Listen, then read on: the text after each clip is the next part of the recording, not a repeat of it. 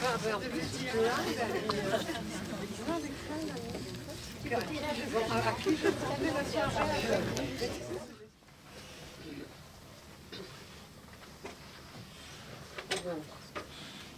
faites comment?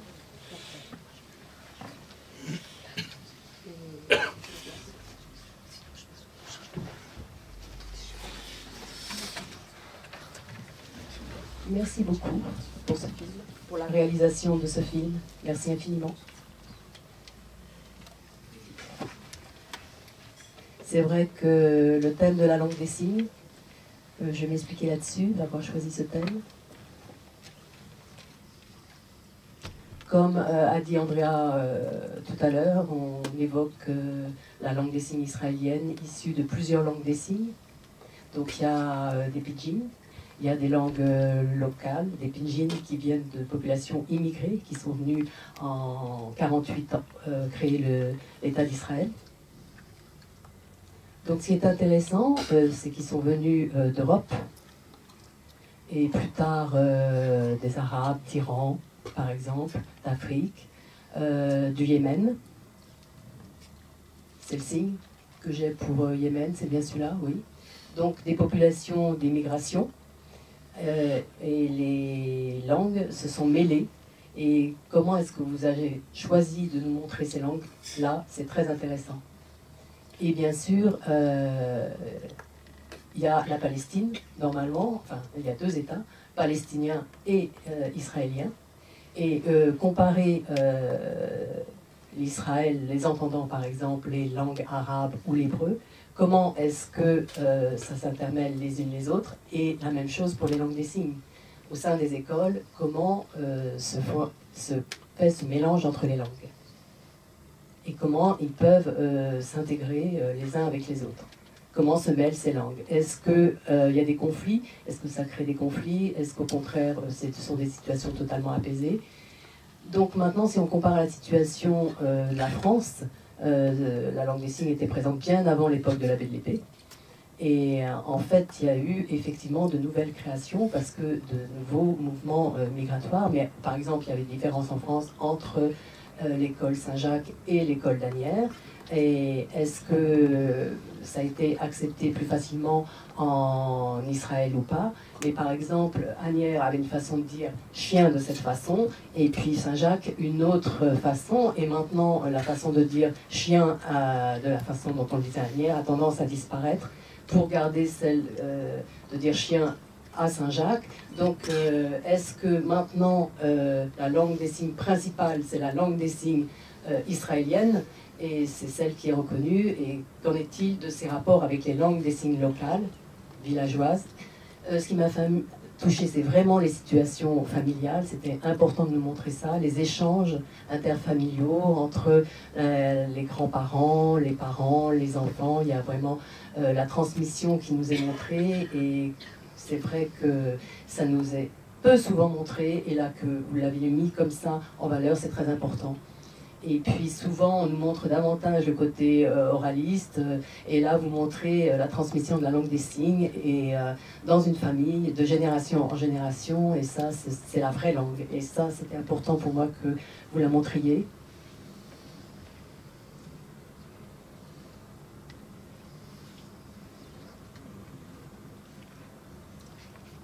Ce qui est intéressant aussi, ce qu'a expliqué Christian Cuxac par rapport à la grande iconicité.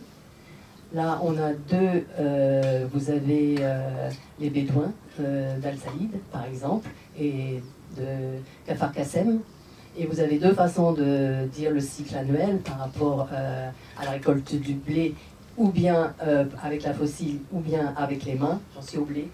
Là.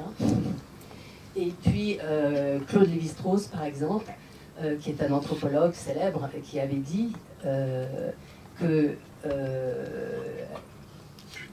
en fait, la langue était directement liée à la culture directement liée, et la langue des signes également. Et Claude Lévi-Strauss l'avait déjà mis en évidence. Par exemple, pour Ivani Fusini, qui elle-même est une chercheuse sur les langues émergentes, ça aurait été intéressant de la mettre en lien avec ce film-là. Je ne sais pas si elle l'a vu, mais Ivani a recherché les langues au Brésil. Elle a étudié le Libras, par exemple. C'est vrai que c'est le Libras, par exemple, qui est la langue officielle, et les entendants peuvent tout à fait l'acquérir. Mais le problème en France, c'est que la langue des signes est un sujet tabou. Le corps est tabou, et là, on sent qu'en Israël ou la Palestine, en fait, ils acceptent l'engagement du corps dans la langue des signes. Ce que j'ai retenu particulièrement, donc la langue d'Israël, c'est comment gérer avec les autres langues locales, bédouines, ou bien d'autres immigrés qui viennent d'Algérie. Comment tout est géré? Est-ce que la femme dit, par exemple, qui est la tradition, le patrimoine, son patrimoine, c'est la langue des signes locale, mais que pour les études et pour son travail, elle utilise la langue des signes israélienne. Donc comment conserver ce patrimoine local par rapport à une langue qui est majoritaire, une langue des signes qui est majoritaire, et qui est la langue des signes israélienne. Donc elle s'est empressée, bien sûr, de collecter cette langue des signes locale. Il y a, peut-être que vous connaissez, il y a d'autres films de réalisateurs, d'un réalisateur au niveau de la Nouvelle-Zélande, pardon, Paul, W-O-L, Wolfman, voilà, lui-même, qui a filmé en Nouvelle-Zélande la langue anglaise, qui est d'abord la première langue, la langue principale, et qui était validée. Et puis pour les Maoris, par exemple, ils se battent pour la reconnaissance de leur langue, des signes, hein. La langue des signes, oui, ouais. La langue des signes. Donc la langue principale, effectivement, a été reconnue, la langue des signes principale a été reconnue, mais les Maoris continuent de se battre pour la reconnaissance de leur langue des signes qui est minoritaire. Donc la réalisation du film a été... le film a été produit en 2006, et donc le titre est en anglais. Alors c'est l'histoire de la langue des signes en Nouvelle-Zélande. Voilà. C'est très intéressant comparé à votre film, parce que là, il y a plusieurs langues des signes qui se côtoient, mais là, dans la langue des signes, dans le cas de la langue des signes maori, elle est vraiment laissée de côté pour laisser toute la place à la langue des signes principale, qui est la langue des signes anglaise. Donc voilà, j'ai trouvé que pour moi c'était très important ce que montrait votre film. Il n'y a aucune approche médicale, c'est uniquement la langue, et ça fait énormément bizarre. Merci beaucoup. Et j'aurais 2 questions.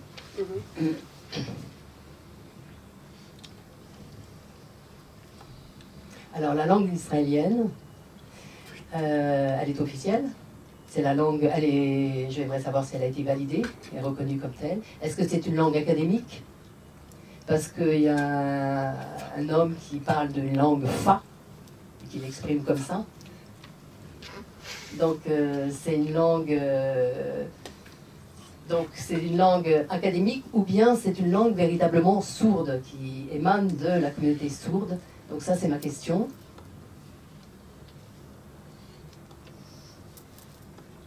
Et puis, il y a des groupes, des mouvements migratoires qui sont venus d'Algérie, du Maroc.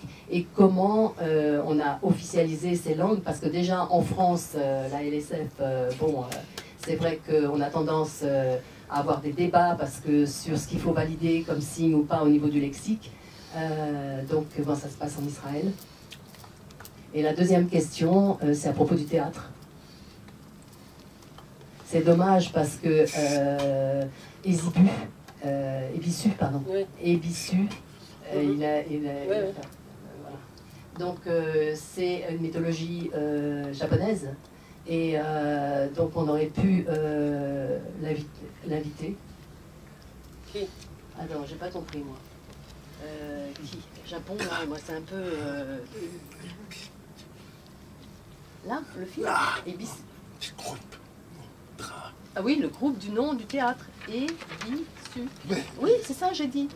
Mais C'est ce que j'ai dit. Et avec le...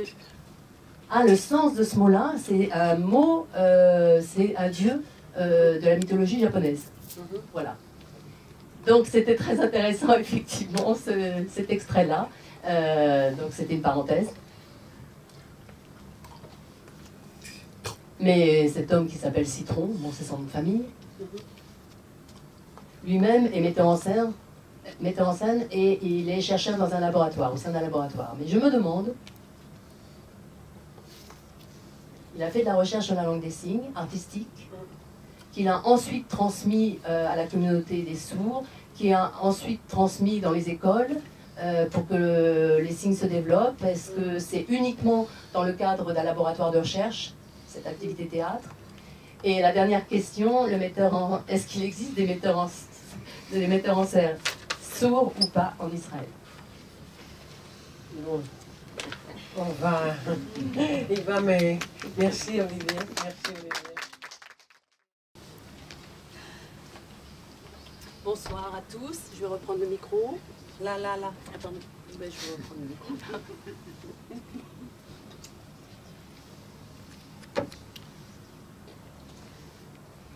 C'est un film, je l'ai vu 2 fois, je suis venue 2 fois. Le 8 avril, il n'y avait pas d'interprète, j'ai quand même regardé. Et puis, je suis venue une seconde fois et il y a un interprète ce soir. Mais c'est vrai que moi-même, je suis d'Israël et j'ai vécu 10 ans en Israël. Et moi-même, je suis immigrée, j'ai immigré en 1960. 1900 combien 1900 combien 1963. Non, 68, je ne me rappelle plus, peut-être. Non, 63. C'est bien ça. Donc, et je venais du Maroc, et ma famille avait migré en Israël. Et effectivement, ensuite, je suis allée à l'école en France, et je suis retournée au Maroc. Et là, j'ai appris un métier d'esthéticienne et de coiffeuse. Ensuite, pour des raisons politiques, nous avons immigré. Et nous sommes restés en Israël. Effectivement, comment s'est fait le mélange des langues? C'est vrai que moi-même, française,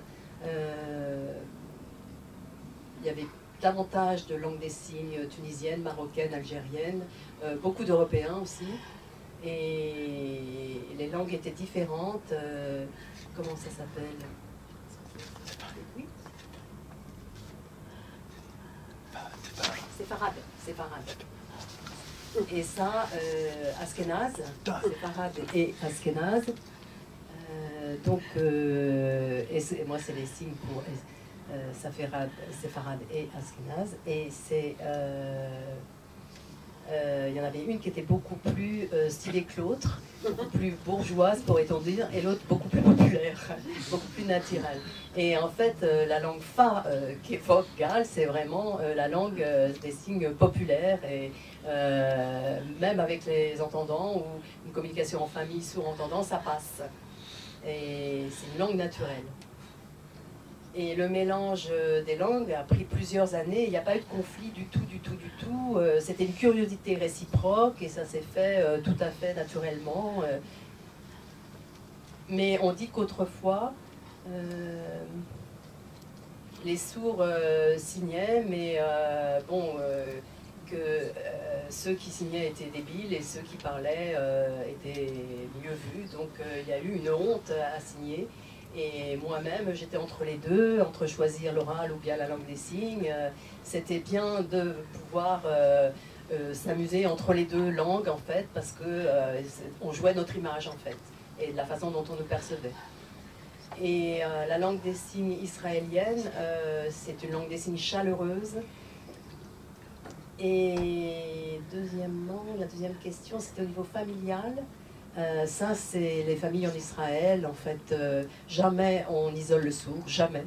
Il est vraiment intégré à la famille parce que c'est quelqu'un qui vient, c'est la destinée, ça vient de Dieu. Donc il y a des efforts de communication, de partage avec le sujet sourd qui naît dans une famille entendante. Mais moi-même, je viens d'une famille entendante et ils m'ont adoré. Et il n'y avait pas la langue des signes. Donc effectivement, il y avait un effort de ma part pour oraliser. Mais voilà.